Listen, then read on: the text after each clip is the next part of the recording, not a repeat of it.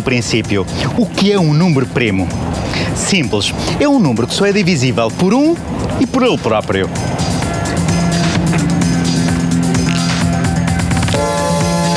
Ou seja, quando dividimos um primo por outros números que não sejam 1 ou ele próprio, sobra sempre um resto. Por exemplo, se tivermos 5 pastéis de nata, só os podemos dividir sem sobras por uma pessoa.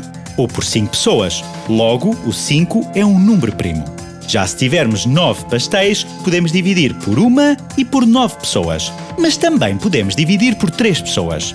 Assim sendo, o 9 não é primo. E só para mostrar que o 8 também não é primo, vou comer uma coisa destas.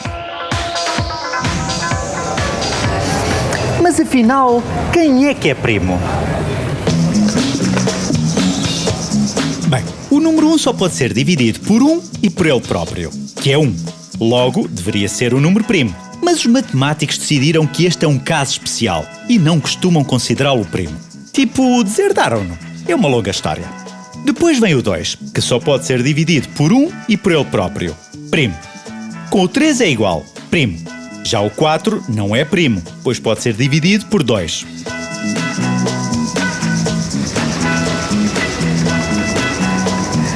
Na verdade, à exceção do 2, mais nenhum número par é um número primo, já que qualquer par pode ser dividido por 2. O 5 é primo, já o 6 não é. A seguir, primo. Não, o 10 não e por aí adiante. E aqui tem uma lista dos primeiros números primos. Como pode ver, à medida que vamos avançando na lista, os números primos vão ficando cada vez mais raros. Quanto maiores são os números, mais difícil é encontrar um primo. Poderia até pensar que, às tantas, deixa de haver primos, ou seja, que o número de primos é finito. Mas não. Os números primos são mesmo infinitos e foi Euclides, no século III a.C., que provou que, de facto, existem infinitos números primos. E o que tem estes números em especial? Várias coisas, mas talvez a mais notável é que, do ponto de vista da aritmética, os números primos são uma espécie de tijolos fundamentais. E porquê? Porque qualquer outro número pode ser escrito de forma única como o produto de primos. Por exemplo, 10 é igual a 2 vezes 5. 84 é 2 vezes 2 vezes 3 vezes 7. É como se os primos fossem os átomos fundamentais de onde se criam todos os outros números. E os outros números são como as moléculas feitas a partir destes átomos. Este facto é tão notável que se chama Teorema Fundamental da Aritmética.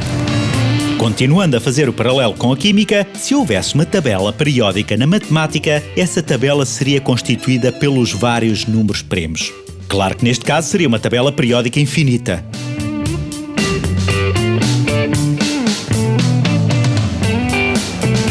Embora o conceito de número primo seja muito simples, não existe uma fórmula que nos dê os números primos de forma imediata. Ou até uma que permita distinguir os números primos dos outros. Por outro lado, os números primos, em particular números primos muito grandes, têm um papel essencial no sistema de encriptação de chave pública, como vimos no episódio A Chave das Chaves. Quando envia o número do seu cartão de crédito pela internet, essa informação é encriptada usando uma técnica que envolve números primos gigantes.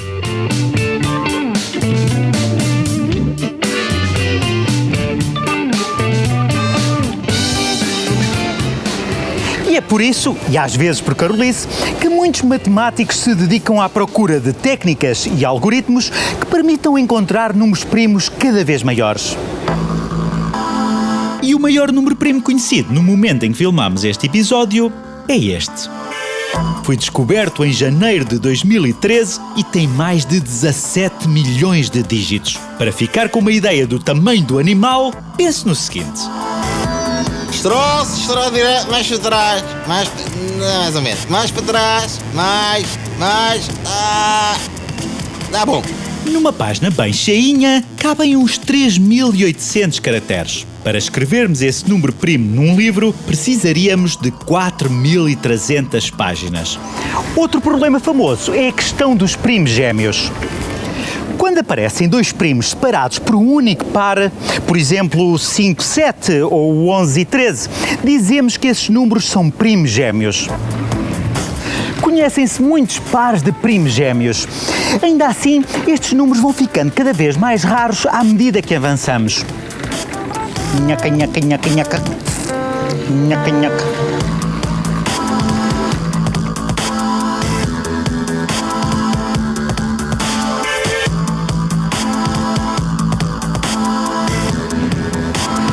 Tal como no caso dos próprios primos, há uma pergunta que se impõe.